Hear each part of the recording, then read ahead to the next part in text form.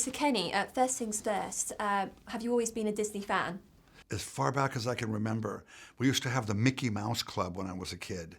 All these young kids were on it, and it was a musical program that came on after school. And I remember just being rushing home from school and turning on the television and getting as close to it as I could. I wished I could jump through the screen and be in it. So yeah, I have been ever since I was a little boy. We had the Wonderful World of Disney, the Mickey Mouse Club, and then of course all the great animations back then. I mean, I was a big fan of Peter Pan and Snow White, and that was my childhood. We were introduced to so many new characters in the first Descendants film.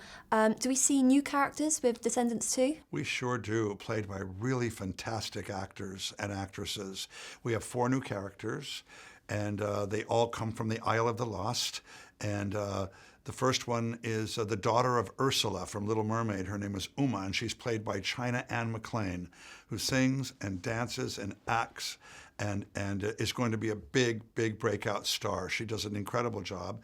And then we found a young man here, Thomas Doherty, who's in a television series here called The Lodge, who's originally from Edinburgh. And he plays the son of Captain Hook, one of my favorite villains, and he's extraordinary. Wait till you see him. And then we have a young man from Canada. His name is Dylan Playfair, and he plays Gaston's son. And then a lovely 13-year-old girl making her debut with the Disney Channel in this, and she plays Dizzy, the granddaughter of the evil stepmother from Cinderella. Is it scary knowing that you've got so much power to control and change these young kids' lives? Yeah, it is. I mean, it is. You want to do it with great care and consideration and sensitivity. And I have a lot of help with that. We have some really good people that work with us. So you're looking for so much in these young adults that they've got to act and sing and dance. Do you ever choose raw talent and with no experience? Absolutely. Yes, ma'am. Yes, ma'am. And there are a lot of people that appeared in High School Musical and in Descendants that don't come, with dance, singing, and acting. They maybe might score in one of those areas, but they have imagination and they're brave. And there's something about them that when you meet them and you spend time with them and you watch them during the process of auditioning, that your confidence grows and you say, this is a person who can go there, who I'll be able to inspire to go there. And someone like Zac Efron, he wasn't a dancer, he wasn't even a singer. And look what he accomplished. And it's because he had imagination and he believed in himself. And so I think bravery, imagination, those things are equally as important to me when I'm looking for the right people to cast in these roles. And Disney's interested in that as well. Do you think that you can turn anyone into a dancer? No. Oh. Because I heard you tried with a few journalists. Yeah, that's right. I thought at one point that everybody has rhythm and you can always awaken that up in everyone, and perhaps with time.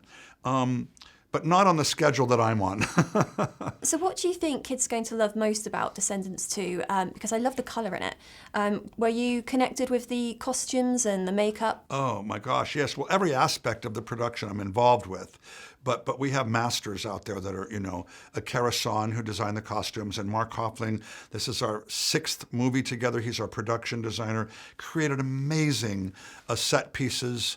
A couple of them that really are I think that our fans are going to be blown away over the new Isle of the Lost areas that we go into where Uma lives.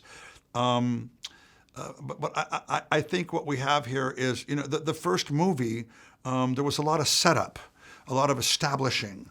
But now we come into Descendants 2. We know where we are and we know who we're with. And so we can get right into the story. And so we get into it rather quickly. And then I think the new characters bring a lot with them, a lot of drama, a lot of fun, and I think we have a bigger movie. They were brilliant. I've got chilling like a villain in my head constantly ever since I Thank heard you. it. Yeah, I like that as well. So did you film in the same place as Descendants 1? And was it Salt Lake City? Yes, no, we didn't. High School Musical was Salt Lake City, and Vancouver was where we did Descendants and Descendants 2. But we did sound stages in Vancouver, locations in Vancouver, and outside of Vancouver. And then we also got to go to the island of Vancouver and work in Victoria at Royal Roads Castle.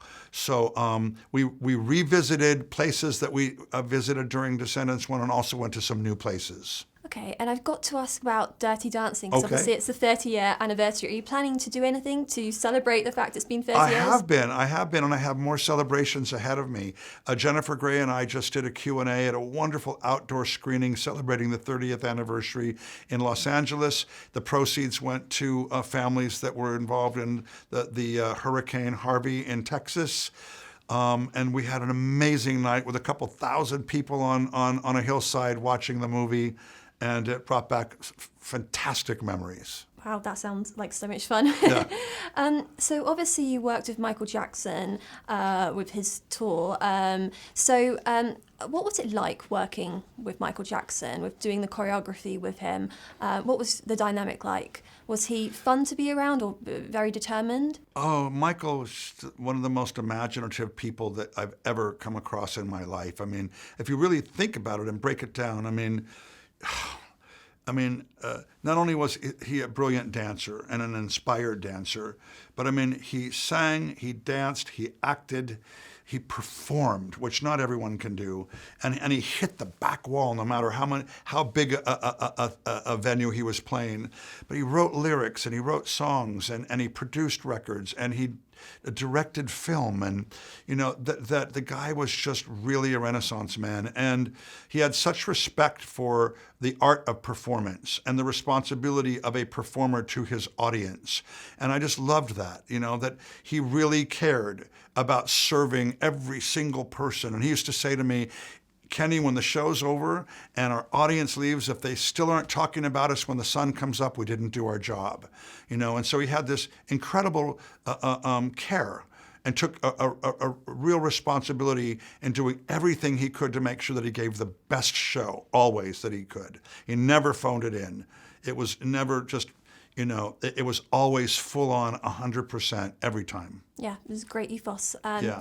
So how do you keep being so inspired? Because you've worked with so many great dancers throughout your career, from Gene Kelly and obviously into Michael Jackson. Is it hard? Do you ever run out of ideas?